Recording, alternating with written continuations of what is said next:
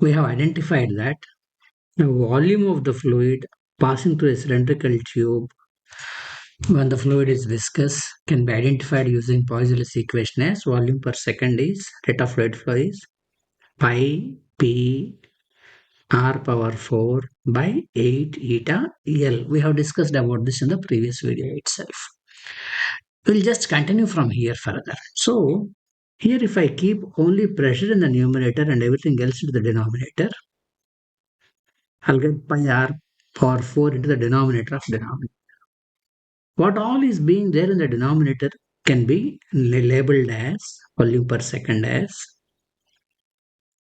pressure by resistance, where that resistance is called fluid resistance by how much it opposes the fluid flow.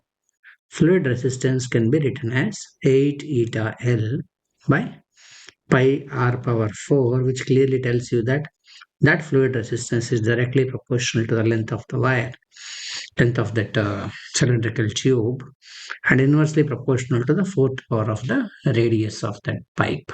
Bigger the radius, lesser the fluid resistance. Longer the radius, longer the length, bigger the resistance is. Taking that point into consideration, we will discuss two things now. What happens if two pipes are in series?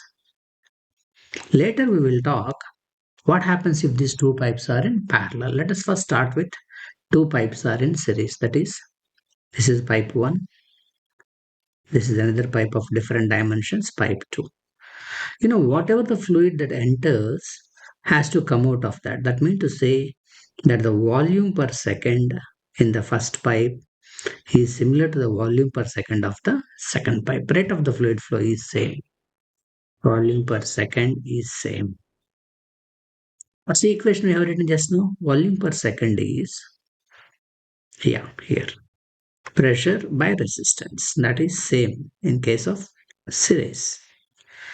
That means pressure is directly proportional to, take this to other side, resistance. Mean to say pressure, is directly proportional to resistance. That is, pressure is directly proportional to 8 eta L by pi r power 4. That means to say directly proportional to L by r power 4. That means more the length, more the pressure at a given point, less the radius, more the pressure at a given point. That's what is being identified. You can also write few more things. Let me call pressure here as P1, here as P2, here as P3.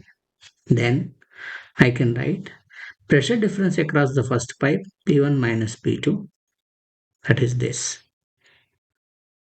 And then pressure difference across the second pipe, P2 minus P3. If you see little carefully, this is minus P2, this is plus P2.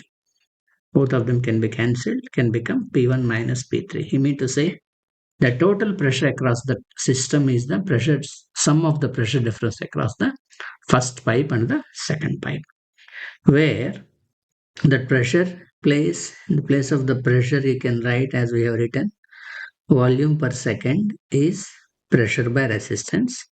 That implies pressure is volume per second. Get this resistance this side into resistance. Pressure difference across the first one is volume per second multiplied by resistance 1 of the first pipe. Instead of the pressure, I am just writing using this formula. Pressure difference across the second pipe is same volume per second happens across the second two also, but resistance is different. Same is the volume per second for the entire combination also is the resistance R series. So volume per second will cancel. So resistance series of the two pipes is sum of the resistance of the first pipe and the resistance of the second pipe. This is how we can talk if the two wires are in series. What if the two wires are in parallel, two pipes are in parallel? Sorry, they are the pipes. Let's find out. Let's find out if the two pipes are in parallel. If two pipes are in parallel, let's discuss what happens if the two pipes are in parallel. See, let me draw a diagram. This is pipe 1. This is pipe 2. They are parallel, right? So whatever the volume per second is available, some pass through first one, some other pass through other one. So that is shared as volume per second of the parallel combination is the volume per the second of the first pipe, and the volume per second of the second case. Look at the surprising thing about the pressure. These two are at the same levels, therefore the pressures are same. These two are also at the same levels, and the pressures are same. So in series, volume is same, but the pressure is shared, whereas in parallel, pressure is same, but the volume is shared. What is the volume per second formula as per the Poiseuille's equation is pressure by resistance. So pressure per resistance of the total means resistance parallel. As I said, pressure is same by resistance of the first one by pressure by resistance of the second one. From where you are getting? You are getting that from the Poiseuille's equation. Volume per second is pressure by everything else is resistance. This is Poiseuille's equation. This is from where you got this. Being pressures are same, that are all cancelled. So what we can say? 1 by R parallel is 1 by R1 plus 1 by R2. That is the fluid resistance in parallel, and this is the fluid resistance in series. You can clearly see this is something similar to current electricity current itself, right?